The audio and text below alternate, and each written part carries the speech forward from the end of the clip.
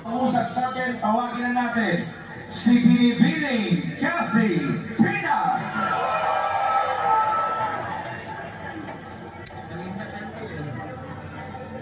Magandang gabi! Magandang gabi po. Maraming salamat po sa pagpunta niyo dito bilang suporta sa aking mahal na President Rodrigo Roa Duterte. Dalawa lang po ang gusto kong sabihin. Kasi ako po ay biktima also ng addict. Hindi ko po maintindihan na kung bakit ang ating mga leader or yung iba ang pinaglalaban is yung mga kriminal at addict. Bakit po hindi nila ipaglaban din yung mga katulad kong biktima na mga addict? Hindi ko sinasabing ang pagpatay ay tama. Wala akong ganun. Pero sinasabi nila may due process dapat nung pinili na magkaroon daw ng sinasabi nilang EJK.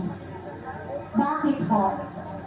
Yung hubang 2 taon or 5 taon na naghahasa ng isang drug addict, nagkaroon din ba ng due process? Hindi, di ba? Yung ordinaryong mamamayang Pilipino, estudyante, nag-graduate sa kolegyo, pinatay ng addict, may due process? Wala, di ba? So kaya kayo dyan, kayo, na sinasabi nyo, you are after for human rights. Tigilan niyo po kami. Kasi kung human rights, mas binibigyan niyo ng pansin yung mga biktimang bata, kababaihan, at mga biktima ng pinapatay ng mga drug addict at nasirang buhay ng mga drug pusher and dealers. Hindi nanginginig ako kasi pag kayo, alam nyo, kapag kayo po ay biktima, hindi nyo alam saan nanggagaling yung galit. Kasi hindi ko maintindihan bakit mas binibigyan ng pansin nila ang mga kriminal. Eto po yan. Nung naging addict po kayo, yung pamilya nyo, kamag-anak nyo, choice nila yan. Yung nagbenta sila ng droga, choice nila yan. Yung naging drug lords and drug dealers sila, choice nila yan. Pero yung mga naging biktima ng mga yan, ng drug dealers, ng drug addicts, saka drug pushers, hindi ho nila choice na maging biktima. So please, tigilan nyo kami.